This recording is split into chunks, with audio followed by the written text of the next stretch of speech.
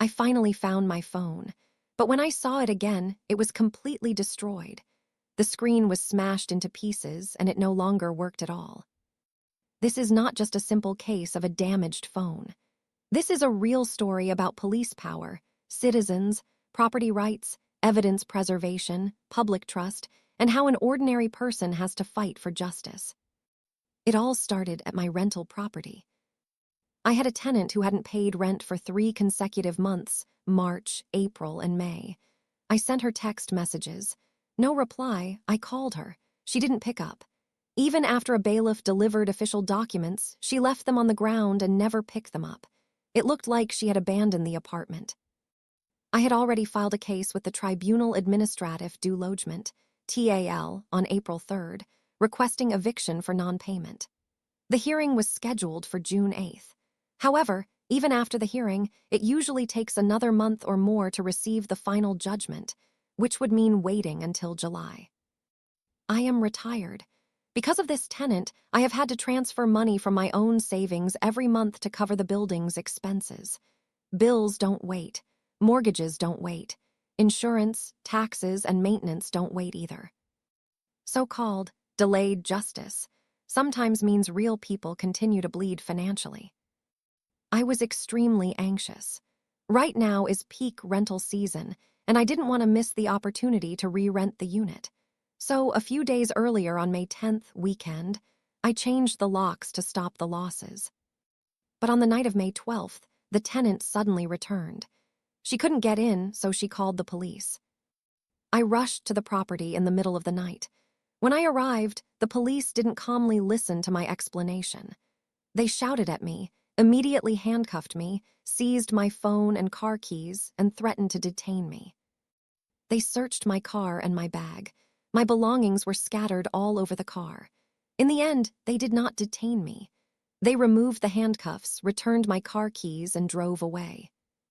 But they never returned my phone. Only when I got back into my car did I realize my phone was gone. Without my phone, I had no internet access. I didn't even know where to go. Fortunately, my iPad was with me. Using Google offline maps, I found the nearest police station, 920 Rue Bélanger. Normally, it would take only 6 minutes by car, but it was the middle of the night. I didn't know the area, and I had no navigation. It took me over 20 minutes of driving around and checking addresses to find it. I thought there would be staff on duty at night. That was just wishful thinking. The station had only a small entrance area. A homeless person was sleeping on the floor. On the wall hung a phone with no dial pad. It only connected to 911. I explained the situation to the operator. The police had taken my phone but never returned it. I urgently needed it back. After insisting, the operator finally agreed to send officers to meet me. I waited in my car for over half an hour. 2 officers eventually arrived. I told them what happened. They checked their system and told me this case belonged to another police station. They wrote down the address and told me to go there the next morning. The following morning, May 13th, I was extra careful before leaving home. Since I had no phone and no internet, I first used my iPad to check the location of my iPhone through iCloud.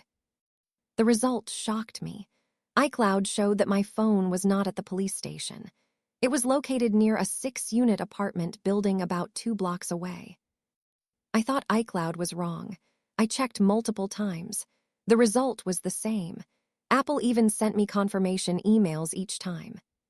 Still, I went to the police station first. The receptionist checked and confirmed my phone was not there. He found the name and badge number of the officer who handled my case, Act. Longpre 8714, but that officer was not on duty. He wrote a note in front of me asking the officer to call me back. Because my phone was unusable, I left my friend's phone number. I asked for a copy of that note. After leaving the station, I decided to try my luck at the location shown by iCloud. It was a 6-unit apartment building with the front door locked. iCloud only showed the general area, not which unit. I rang every single doorbell. Finally, one resident came down. I told him my phone's location showed it was in this building. He said, "I actually picked up a phone this morning." I immediately asked if it was an Apple phone. He said yes, but the screen was completely shattered and the phone didn't work. He showed it to me and explained exactly where he found it on the street, not inside the building. I asked if he would be willing to come with me to the police station to make a statement. He kindly agreed. When we returned to the station, the receptionist looked surprised to see me back with a witness. I told him I had found my phone, but it was badly damaged. I made 2 requests. 1. Leave the damaged phone at the station as physical evidence. 2. Formally record the witness's statement, have him sign it, and give me a copy. Both requests were refused. The receptionist said it was a matter between me and the officer involved and had nothing to do with the police station. He only took the witness's personal information. The witness drew a map on the counter showing where he found the phone. There was no formal statement, no signature, and no copy given to me. At this point, it became very clear. The apartment building, the spot where the phone was found, and the police station where Officer 8714 works, all 3 locations are within a 2-kilometer radius. I asked the receptionist, "What if Officer 8714 doesn't call me?" He replied, "He will call."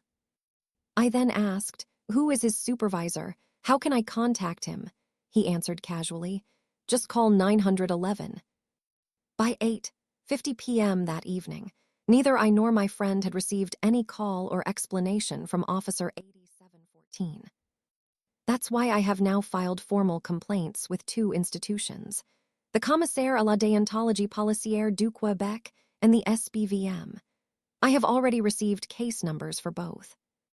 My serious allegations are unlawful seizure and failure to return my phone, failure to properly safeguard seized property, the phone ending up damaged on the street near the police station, refusal to accept the damaged phone as evidence, refusal to properly document the witness's statement. This is not just about a broken phone. This phone was leased from Videotron. It contained important data, messages with the tenant, renovation photos, banking information, and many irreplaceable personal and business records. Beyond the financial loss, the mental stress has been heavy. Since this happened, I have had trouble concentrating and often find myself zoning out, feeling lost and helpless. I am a nearly 70-year-old retired senior. Being handcuffed in the middle of the night, threatened with detention, losing my phone, and then having to search for it myself, this should not happen to any ordinary citizen. This case raises a much bigger question. What if I didn't know how to use iCloud?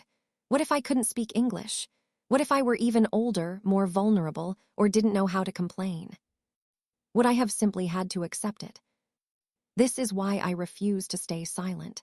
Power without accountability becomes dangerous. I strongly demand a full investigation into Officer Longpre 8714. His immediate removal from frontline duties during the investigation. Full compensation for the phone, data loss, and emotional distress. Disciplinary action if misconduct is confirmed. I don't want just an apology, I want accountability, I want justice, and I want to make sure this doesn't happen to the next person. Thank you for watching.